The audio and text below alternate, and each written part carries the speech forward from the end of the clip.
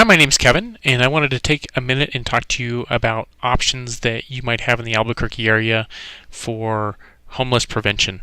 So you've reached a situation where you or somebody you're trying to help has a shortfall in their rent.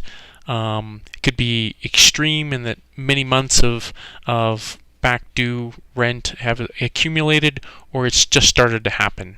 And if it's the latter and it's just started to happen, then you're in a much more likely chance of resolving that. And so what I'm going to do is really more focus on those attainable outcomes where a person has just started to fall behind, and can employ some of the strategies that we're going to talk about and some of the resources we're going to talk about to hopefully make you successful at preventing yourself from falling into some kind of a deeper crisis with your housing situation.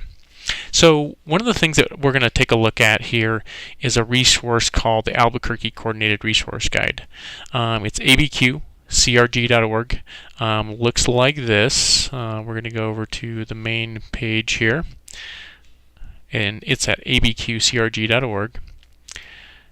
And what we're going to do with that is really just focus on one area, probably, well, 2 or 3 total.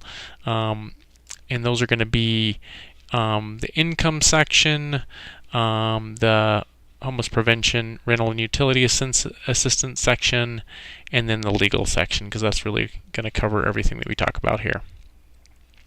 So the first thing that is, a hopeful strategy is to, go find some organization that's going to help you make up the difference with whatever rent you're behind.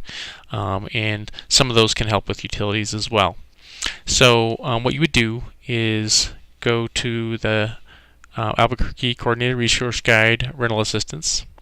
Under Housing, it's like the third option. And that's going to pull up some organizations that may be able to help with a little bit of back due rent.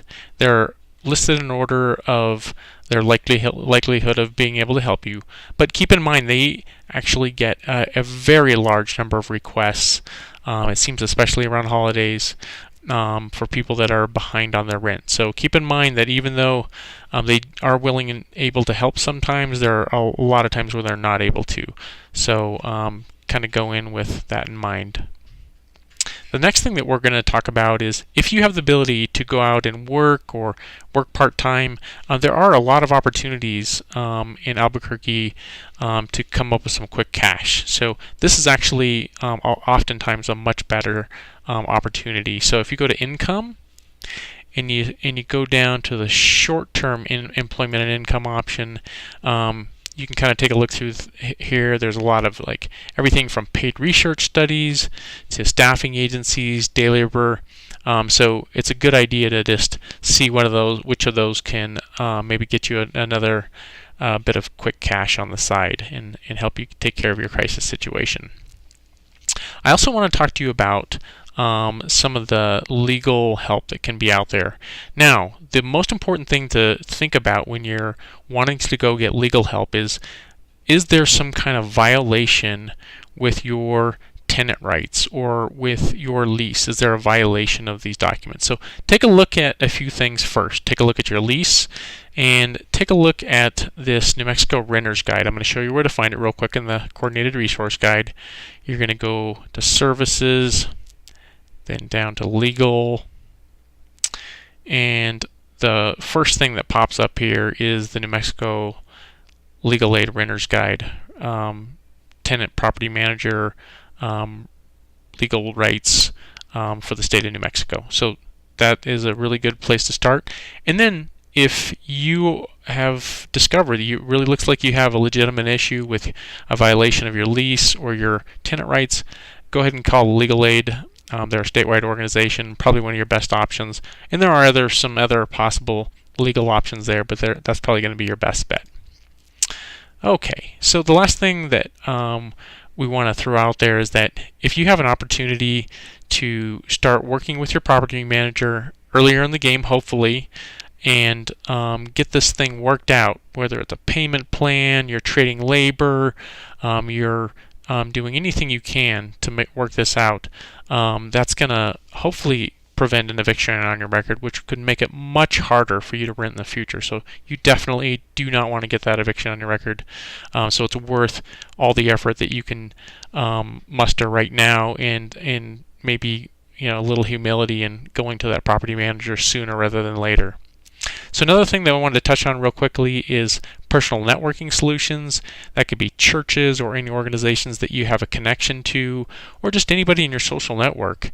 So it's good to go to those organizations only if you really have been a part of them typically, and ask for help, or have an advocate speak on your behalf and ask for you, and kind of let them give some credibility to your case.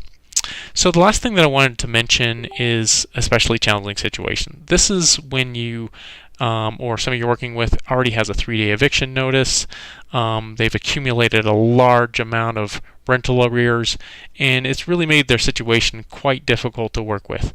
Sometimes some of the prior solutions will work for this situation, but this is really kind of too little too late in most cases. And so at this point, it's just the best you can do to negotiate your situation, make sure that you are in good legal standing. If you can do anything to avoid that eviction notice and settle, that's going to be to your favor. But unfortunately, if that does happen, there are some options in Albuquerque for shelter and transitional housing, and those are in the resource guide under shelter, both of those categories, and you can click on those. So hope this has been helpful. And I hope that you're able to avert your rental crisis situation with some of these strategies.